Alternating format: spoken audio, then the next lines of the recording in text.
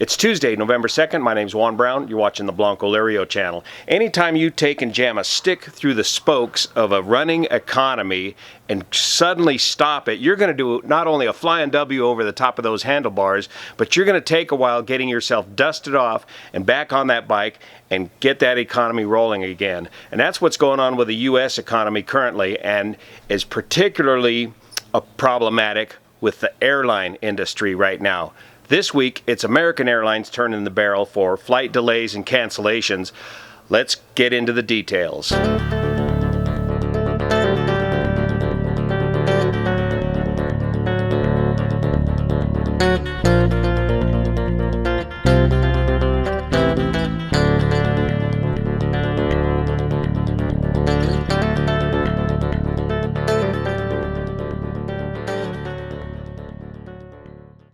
Over the weekend, it's being reported that American Airlines canceled over 2,400 flights, including 500 more flights on Monday, and things are beginning to get back on track. This follows, of course, on the heels of the story we already talked about over at Southwest Airlines and the problems they're having as well. When you run an airline with minimum staffing, if there's any sort of disruption at all, that disruption is going to magnify your cancellations and delays significantly. The difference at American Airlines versus Southwest Airlines is that American Airlines is a major hub and spoke airline, whereas Southwest Airlines is a point-to-point airline.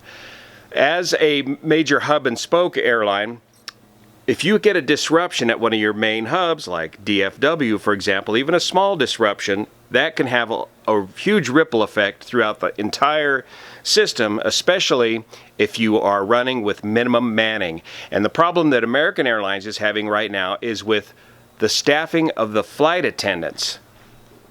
The minimum number of flight attendants on board each aircraft is determined and required by the Federal Aviation Administration, and it's based on the carrying capacity of the aircraft, how many passengers it can carry, and how many emergency exits there are on that aircraft. Again, just like in the PA, the flight attendants are there for your safety. They are there to help you safely get off the aircraft in the event of an emergency evacuation on the ground. For example, an Airbus 319 and 320 series requires a minimum of 3 flight attendants. A 321 Airbus, slightly larger, requires 4 flight attendants. Same with the 737. The Boeing 777-200, my aircraft, requires a minimum of 8 flight attendants, and the 300 series 777 requires a minimum of 10 flight attendants, and the Boeing 787 back to 8 flight attendants. When times are good, airlines will often staff more than the minimum required of flight attendants on board the aircraft. This not only helps the flight attendants do their job a little easier, provide better service, but it also helps with disruptions in the schedule. If in the event that one particular flight attendant can't make that flight, the flight can go on as long as they have the minimum number required. But right now, the airline industry is running pretty much full-time with only the minimum number of flight attendants required. Coupled with that, no longer are pilots and flight attendants paired up together on the narrow-body fleet of aircraft on domestic flying. On international flying, yeah, the flight attendants and pilots are still pretty well paired up. So once you have a sequence, a trip, for example, LA to London, and then return back to LA, the flight attendants and the pilots usually stay together. Domestically, on the narrow-body fleet, because of different flight time requirements, flight duty regulations between pilots versus flight attendants, the flight attendants and pilots are constantly being mixed up. So if you have a disruption at Dallas, for example, that means that the flight attendants for the next flight are not going to get paired up correctly with the pilots of the next flight, and therein lies a huge disruption. Another thing that can quite frequently cause delays is the FAA requirement to have the minimum number of flight attendants on board the aircraft before you can even begin boarding the aircraft. So you may be waiting for that one last flight attendant to rush from one gate to the other at one of these major hub airports in order to get to your flight before you can begin boarding your flight. So where are all the flight attendants? Well, during the pandemic, a lot of flight attendants took a 1-year leave of absence, and they're just now getting back to their jobs this month, the month of November. But if you're out for a year or more, correct me if I'm wrong in the comments section, I believe you need to go back through procedures training again and get that training accomplished before you can come back on the line. So even though you're coming back in November, I believe a whole lot of flight attendants still got to go through training before they can get back on the line.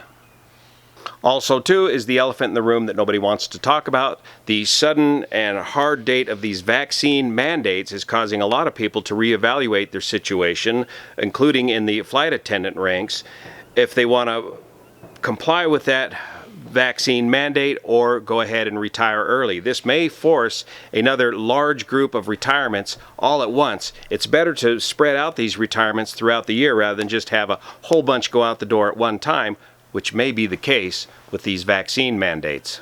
Another potential issue too is the 48-hour no-fly period, at least for pilots. I believe is it the same thing for flight attendants too? If you delay to the last minute to get your vaccine shot or shots, I believe the flight attendants also have a 48-hour period of no flying, further taking more time away from work.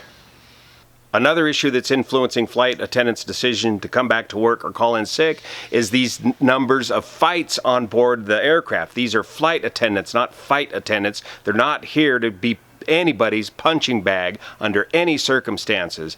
This simply needs to stop in the industry, and the Flight Attendants Union is pushing for the FAA to mandate that if you disrupt a flight to that degree, not only are you permanently banned from that one airline, but they're going to try and get you banned from all the airlines. This has to stop.